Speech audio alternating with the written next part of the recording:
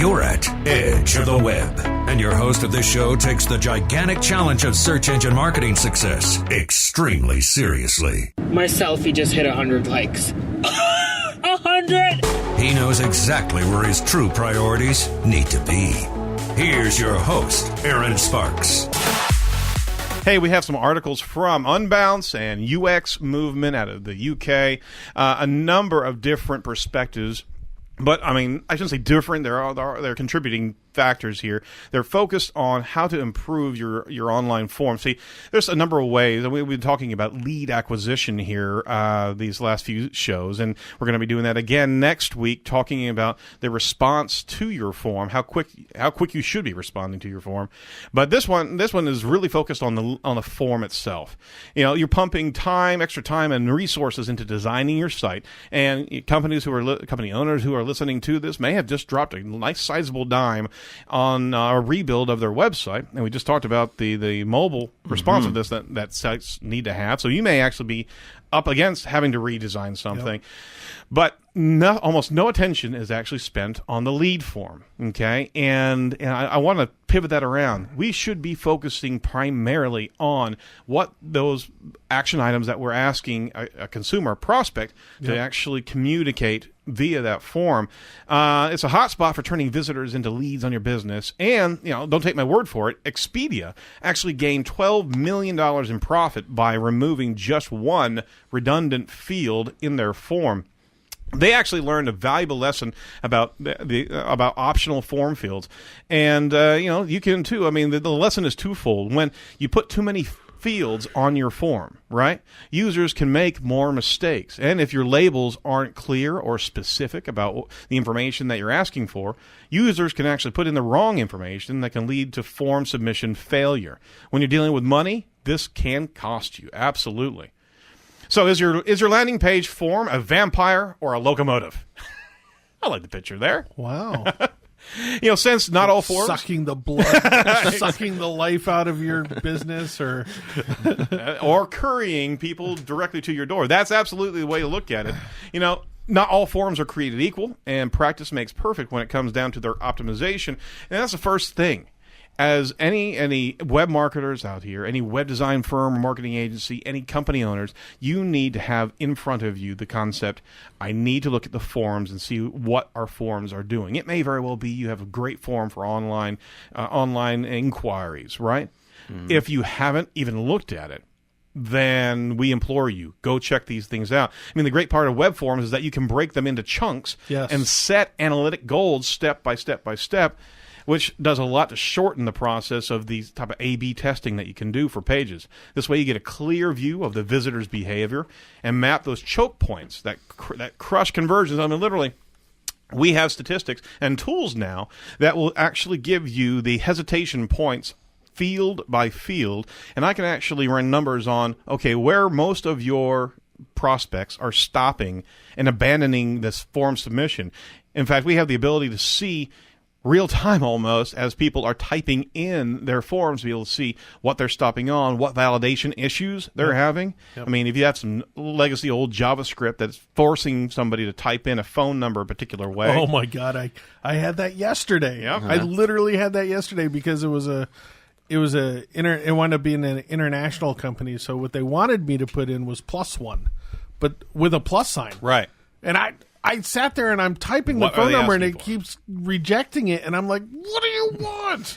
And so many people go through that. And did you finally complete the form, or did you leave it? I wound up figuring out that they wanted the +1. So why are you making it so frustrating for your consumers? For example, let's say a form page has a high bounce rate, and subsequently you notice that just 1/3 of the unique visitors are actually filling in the form, which is actually not a bad ratio there.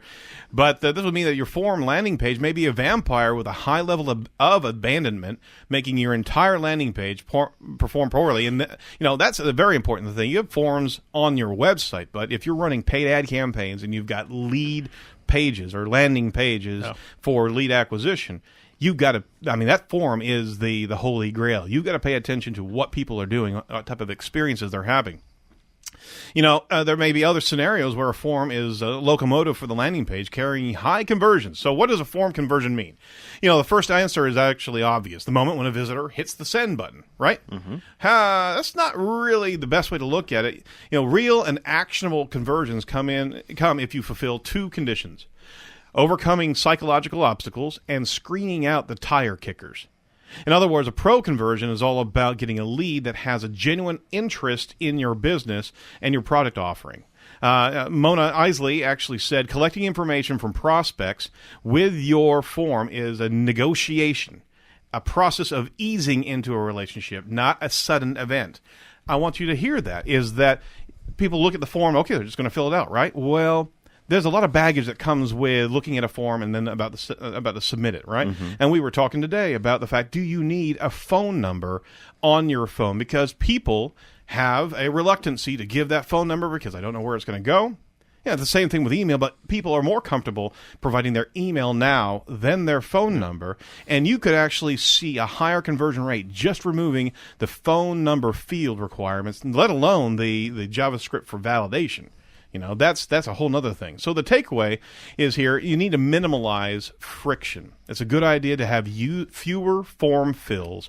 The general rule of thumb is a sweet spot between 3 to 5 fields for information requests. Yep. Also cut down the required fields, and those are the ones that you can't go to the next page. You can't submit the information unless they fill this out. Right. If you're unwilling to sacrifice data precision over conversions, consider dividing your form into a couple different steps. Yep. We do that with one of our clients, is that they have as a moving company here in Indianapolis, we have a quick form of just submitting interest. And if they want to expand and go through an entire quote, the next page populates their information and then sends it in a more detailed. Yeah. But they are able to get the point across to us early enough, right? A good privacy policy is also golden. You need to have privacy on your site and actually demonstrated there on the form. People are reluctant to give away personal information. I kid you not. So rest assured that they want to know that it's not getting sold. Right? Absolutely. Yeah. You don't want to be on any type of lists, right? And on top of that, usually field asking for a phone number and email are the most sensitives, right? So pay attention to that. You also should ensure you have a strong call to action. Yep. Okay, what that means is never put submit right on a page. Submit has such a negative connotation. Okay, buttons that say click here or go or download or register, these are concepts that are positive in nature. Not saying submit. How about bow to me? Bow to me would be. I don't know if that actually works in there. I'm going to try it out, though.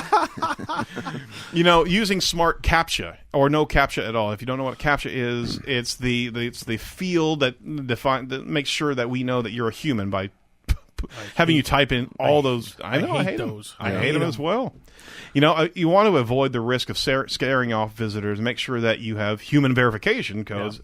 I mean, it only shows. I saw some really cool human verification that you actually had to just swipe a button, not type anything in. I've seen that too. That's nice. Just taking a mouse and click it over here or click the radio button of what type of picture match. See what I'm saying? Yeah. That stuff at least reduces the friction. There's also services, like if you're capturing a phone number or address. Yeah. There's one that we know out there, Service Objects. Basically, you can have that on the back end. They'll go do a reverse lookup and or an address and make sure that it's accurate. Yeah. So, yep. And you could do weird things like check their IP address versus their location and all kinds of stuff. So there's a lot of complex stuff that you can do to help that. There's a lot of things and that is a very, very important point, is the submission process. Other things, real quick, placing a form above the fold. You need to have that above the fold so your lead acquisition is not 2 or 3 screen scrolls. Last but not least, you should also take care of the surrounding space on the page that contains the form.